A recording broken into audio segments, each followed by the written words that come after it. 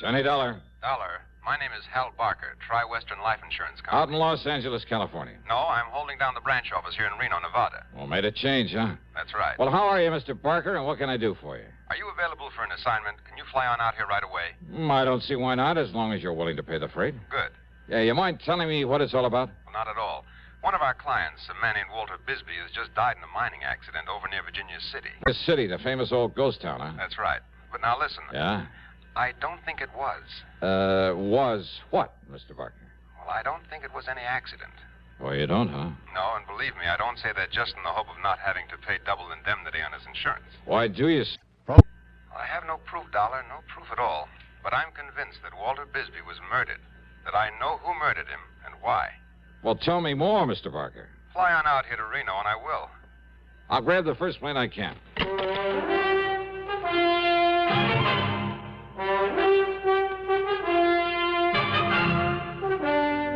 CBS Radio brings you Bob Bailey in the exciting adventures of the man with the action-packed expense account, America's fabulous freelance insurance investigator. Yours truly, Johnny Dollar.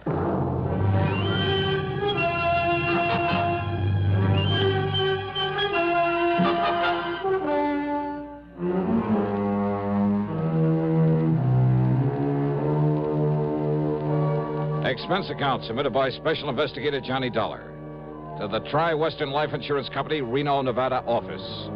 Following is an account of expenses incurred during my investigation of the Stope of Death matter.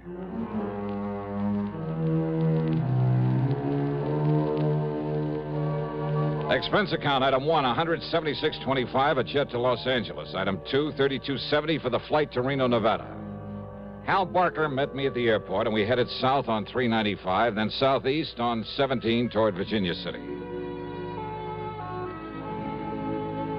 Virginia City, by far the largest and most famous of the old mining towns of the West, with its quaint, colorful streets and fascinating buildings left over from the days when the Comstock Lode was the richest silver strike the world had ever known. Where it didn't take much imagination to visualize the grizzled old characters with burrow and pick and shovel who roamed the desert hills in a stubborn search for gold-bearing quartz, who worked and fought and often died violently to keep others from getting their hands on the precious yellow metal, and who finally realized that the heavy blue mud they'd been discarding was the real bonanza, was loaded with rich silver ore. Yeah, you could almost see their ghosts walking the streets or stopping for a drink at the fabulous Crystal Bar or the lowly Bucket of Blood Saloon, depending on their luck. During the 23-mile ride over to this fascinating historical spot, Hal Barker filled me in. Yeah, thanks to modern methods, modern tools of the trade, so to speak, Walter Bisbee and his partner did fairly well, Dollar. Uh-huh. They'd explore these old abandoned mines around here, supposedly all worked out, and they'd locate new ore strata that would pay off. Like I say, with modern, efficient recovery methods that weren't even known about during the gold rush days. Yeah, like the big petroleum companies have found ways to get more oil out of wells the old-timers thought were pumped dry. That's it exactly. And Bisbee and Hargrave would locate these profitable veins and take a royalty from whoever worked them. And they'd go off and hunt for another spot. They made no fortune, but, well, they did pretty well. For a while, at least. Hey, you said Hargrave, Bisbee's partner, Hal? That's right, Bill Hargrave. Each of them claimed he couldn't do the job without the help of the other, so we wrote a partnership policy for them. How much? Upon the death of either one, the other was to receive $35,000. Double that for accidental death. And now Bisbee is dead. Want to tell me just how it happened, Hal? Well, the old mine where it happened is up here, just off the 6 Mile Road, the old Caterwall number 2. Caterwall number... That's the name of a mine? Yeah, well, you should hear the name of some of them. Anyhow, old Bill left Walter at the mine a couple of days ago, exploring one of the stopes, while he drove into Carson City for supplies. Uh-huh. When Bill finally got back here to the Caterwall, he says he found the ceiling of the stope had collapsed. Hey, wait a minute. He says. Why do you put it that way, Hal? According to a state geologist I talked to early this morning, a man who knows the mine, has been inside of it many times, there was no reason in the world why it should have happened. Unless somebody helped it to. Oh? Well, that set me to thinking about the bad luck Bisbee and Hargrave have been having lately. And about how much it would benefit either one of them to have the other one die. Especially accidentally, on account of the double indemnity clause in that insurance policy. Oh, well, now, Hal, that's... And then, when the geologists found where somebody had planted a charge of nitro... Oh. Well, are they holding Bill Hargrave? Why? Why? Well, unless the police find Bisbee's body, there's no actual proof he's dead. Remember, Dollar, Hargrave was in Carson City when it happened. Plenty of witnesses to that. I see. But he's the only person. I'm sure of it, Johnny. He's the only person who could possibly benefit by Walter Bisbee's death. Oh, now, Hal, that doesn't make a case against him. Now they're up ahead. That's the old Catterwall number 2. Hey, what are they doing there? Trying to get into the stope, find Bisbee's body. Oh. Hey, there's a surprise on that hill on top of the mine. The man standing there by that block and tackle they've rigged up there? Hey, that's Bill Hargrave. Uh-huh. And he was perfectly willing for them to try to get in there and look for the body? Well, yes, he was. And look, by the way he's waving and shouting to that police officer down there. It looks like he's found something. Come on, Johnny. We'll see what it's all about.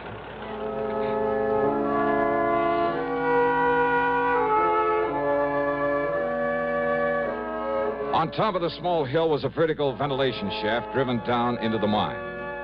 Hargrave had rigged up a support, a kind of tripod with a block and tackle on it, then lowered himself to the stope where Bisbee had been trapped, or to what was left of it. When Hal and I and the police officer got up there to him, Hargrave looked like a ghost, or as if he'd seen one. There was a strange expression in his eyes, his mouth half open, and his weather-beaten face so pale it was almost gray. When we questioned him, he simply stared at us until the police officer took him by the arm and shook him. Well, come on, Hargrave. Did you get down there all right, down to the stope? Yeah. Yeah, I got down there. There's a clear space where Walter was working. Did you find him? Well, come on, Hargrave. Yeah. Yeah, I found him. And listen. Well? He was murdered in there. Walter was murdered. Well, the political conventions are long gone. Is it all over but the voting? Hardly. From now to November, we're in for some hard campaigning. Details, of course, from CBS News. Hollywood. Our candidate, whoever he may be, is in for tough sledding before he gets into office, if at all. Your responsibility to your candidate is, of course, to give him your vote. Your voice will help, too. But there's something else that helps put across a campaign. It's money.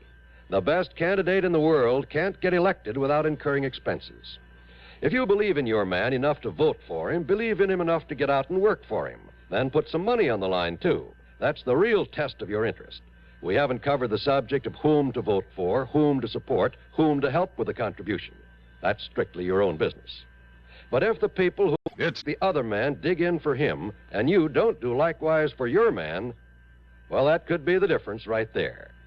So think it over and make sure you vote. And now, Act 2 of yours truly, Johnny Dollar, and the Stope of Death Matter.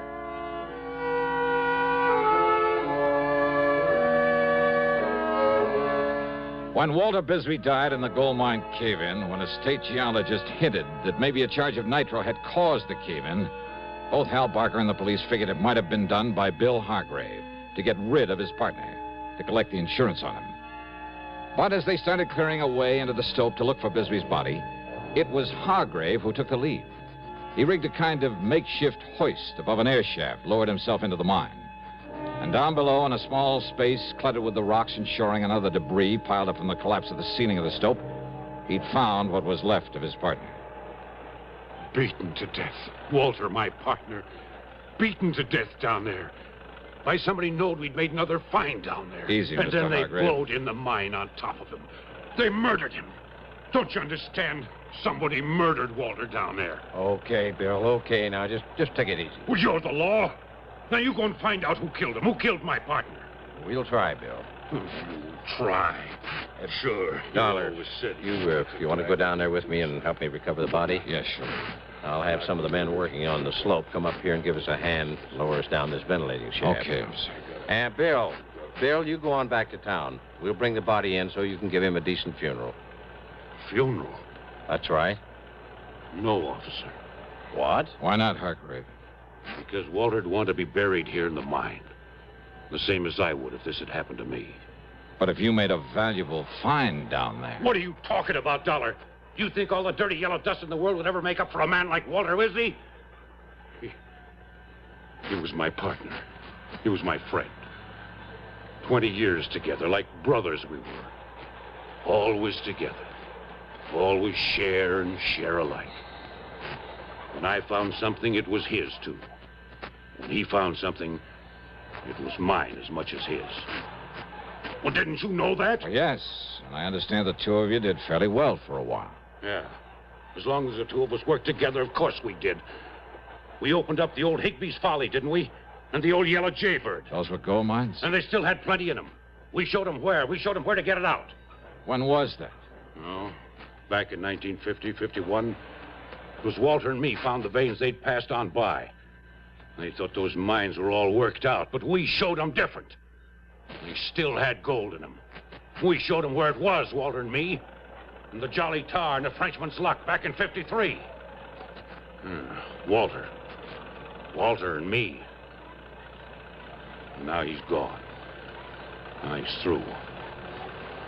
Without him, without my partner, now I'm through. And I never want to see a mine again. All I want is to get away from here, now and forever.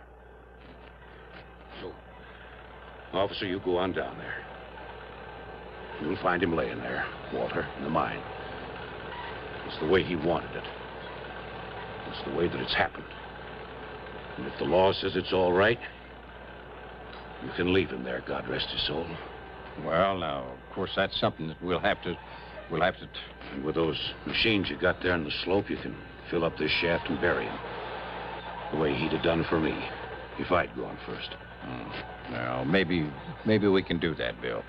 Officer, I'd be mighty beholden to you if you would. Now, you go on back to Virginia City, and if necessary, we'll talk to you later. Thank you, sir. Now, Dollar, let's get down inside the mine so I can verify the death and make out my report.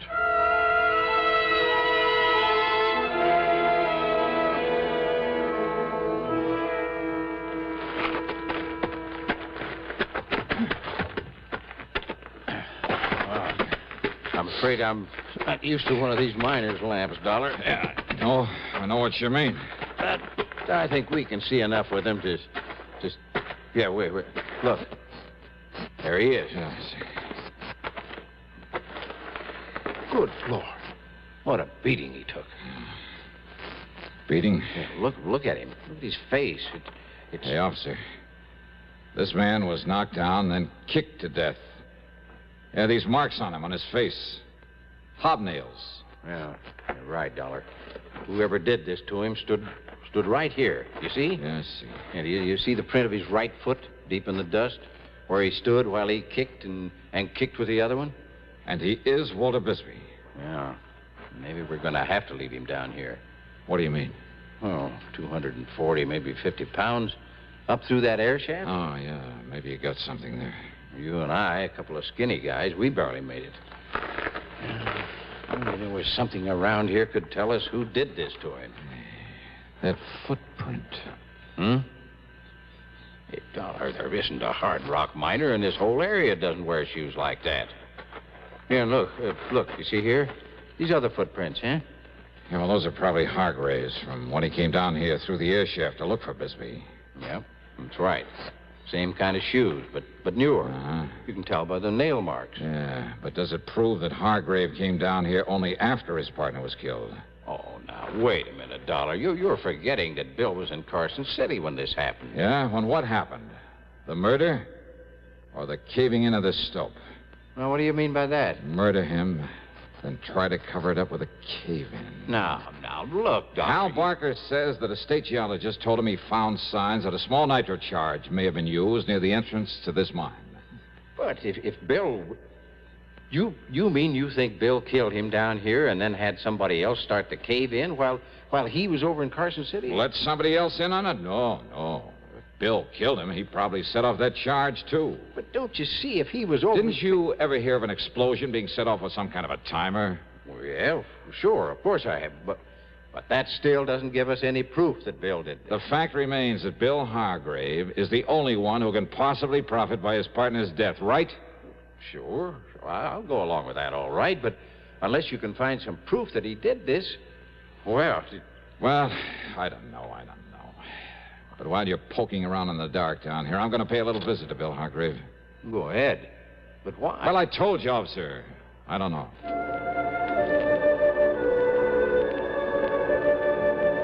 The police officer stayed inside the mine in the hope of finding some definite clue to the killer of Walter Bisbee. Several things convinced him that Bill Hargrave hadn't done it. What Bill had said about his partner, their relationship over the years, Bill's known presence in Carson City at the time the mine collapsed, and my theory that an explosion was set off by some timing mechanism was only a theory. Even the fact that Bill was his partner's beneficiary didn't prove anything. And Bill had been among the first to volunteer to help and try to recover the body and found a way to get down to it that nobody else had thought of. Yeah, very convincing. Almost too much so. At least enough to make me more suspicious than ever. Suspicious of Bill Hargrave. Just a little sort of shack on the edge of town, Johnny. Okay, then let's head for it, Hal. Well, of course, he may have gone over to Miss Crutch's boarding house to take care of Walter's things. Hey, you mean in spite of all their palsy-walsy over the years, they didn't share the same living quarters? Well, up to a few months ago, yes. Uh-huh, so maybe they had a falling out, huh? In spite of Hargrave's pretty little speech. Well, Johnny, I must confess, I believe what he said. They were still working together. Maybe Bill just got tired of Walter's cooking or vice versa. Oh, after 20 years. Well, sure. Look, Hal, you're the one who was suspicious of Bill Hargrave right from the beginning. I know, Johnny. I know. Well. But unless you can find some proof that he did it, after his behavior back there at the mine. You better do this, Hal, after you let me off at Bill's place. Go on back to the mine and bring that policeman over here to join me. Oh? Well, now, Johnny. Just do as I say, will you, huh? From Hollywood. Have you discovered something you haven't told me about? Or the officer? No, yes, maybe. I don't know. Hal, I honestly don't know. But there was something back there. Something you or the officer told me? I don't know. Something down there in the mine. Well, here we are. Here's the shack Bill lives in. Wait a minute. What, yeah? Maybe that's it, yeah. What, Johnny? Yeah. Hey, listen. Before he leaves that mine, tell the officer to take one more good long look at the footprint we found in the dust. Huh? Well, just exactly what is that? Tell him that, Hal. Then tell him to get on over here fast. Well, then you have thought of something to pin it on Hargrave. Hal, I don't know.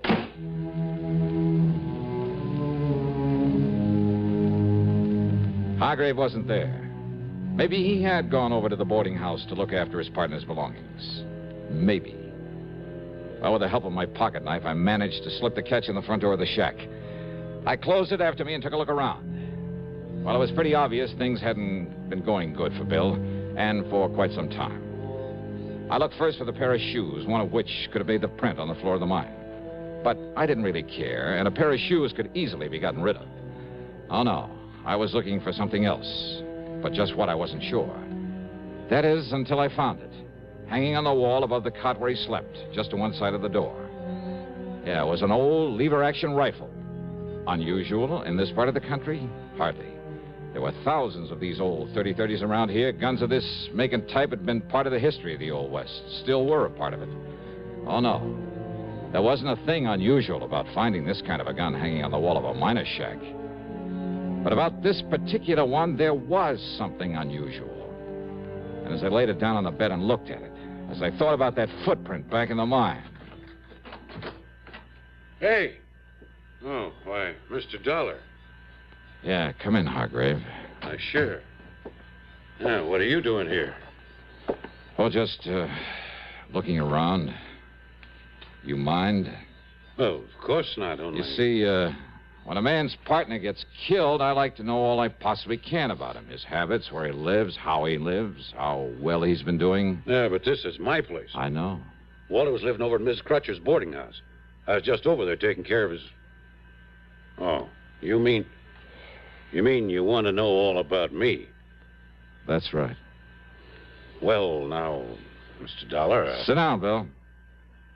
And tell me just what kind of a timer you used to set off an explosion in that gold mine. What? Or do we have to tear that hill apart in the hopes of finding bits and pieces of it? What are you talking about, Mr. Dollar? Too bad the blast didn't fill up that stope completely, though, isn't it? What? Yeah, then the rocks would have pounded Walter's body enough to hide any sign of the way that he was kicked to death. Well, now, look, sir, So when you came back from Carson City and found the police were going to clear a way into that stope, you played it smart. Dollar, you don't You played know along what with them. You found a way into the mine through the ventilating shaft. You found the body. You told us that Bisbee had been murdered. Well, it really fooled him, Bill. It convinced him you were clean. But you overlook one thing. You don't know what you're saying. That footprint down there in the dust. Oh, you changed shoes after you killed him. And no doubt you got rid of those old ones where no one would ever find them. And you left new prints with the new shoes you're wearing now to show they're different. But that one footprint, Bill. What about it, Dollar? When you stood there and kicked him, stood on your right foot and kicked him with your left. So what? What about it? And then when I came here a few minutes ago and found that rifle there on the bed, found the shiny spot on the right-hand side of the stock. Yeah, look, there. See how shiny it is? Do you see it, Bill? Well, what about it? What about it? Only a left-handed man polishes the right side of a gun stock when he rests his cheek against it. All right, The Dollar. same as he stands on his right foot and uses the left one to kick his partner to death. Well? All right, so I killed him, but you won't live to tell anybody that. Oh, you're a fool, Hargrave. You're going to be a dead one. Do you think I would have left that gun on the bed with the shells in it? You mean... I mean this! Phew. Son of a gun. I guess I really should have thought to take the shells out of that thing.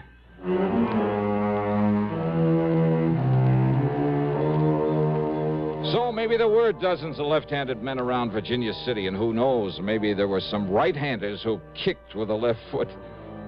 But Bill just didn't happen to think of that when he confessed the killing. Expense account total, including all the incidentals I can think of, and the flight back to Hartford, $248.75. Yours truly, Johnny Dollar.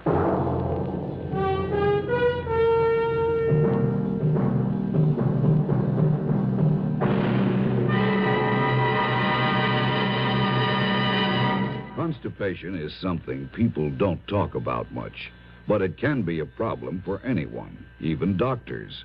And when constipation occurs, it's interesting to see just what doctors consider important about a laxative they might use or recommend. Well, a majority of the doctors we heard from had this to say. A laxative should be effective, gentle, close to natural acting. A medicine that can be used with complete confidence. Now, X-Lax has been popular with many doctors and millions of people over the years because pleasant-tasting chocolated X-Lax is effective. Overnight, it helps you toward your normal regularity. X-Lax is so gentle, so close to natural acting, there's no upset. That's why many doctors and millions of people use X-Lax with complete confidence. X-Lax, the laxative that helps you toward your normal regularity gently, overnight. Now, here is our star to tell you about next week's story. Next week, a most unusual case where murder isn't murder at all. Where the whole thing is based on the confession of a dying man to something he did some years before. Oh, his confession is true. It's backed up by all the facts in the case. There can be no question of them or the confession itself. And yet the twist at the end of the story, well, all I can tell you is it'll take you completely by surprise. So join us, won't you? Yours truly, Johnny Dollar.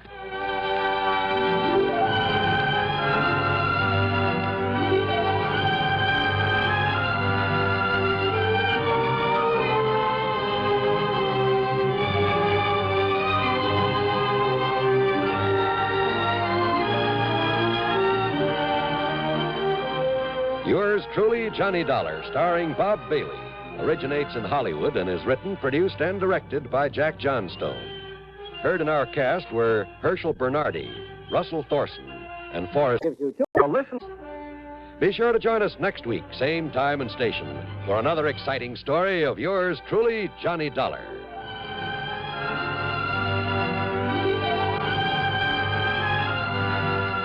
This is John Wall speaking. An expectant mother and an adventuresome son are the element of suspense. Next on the CBS Radio Network. WROW in Albany, New York.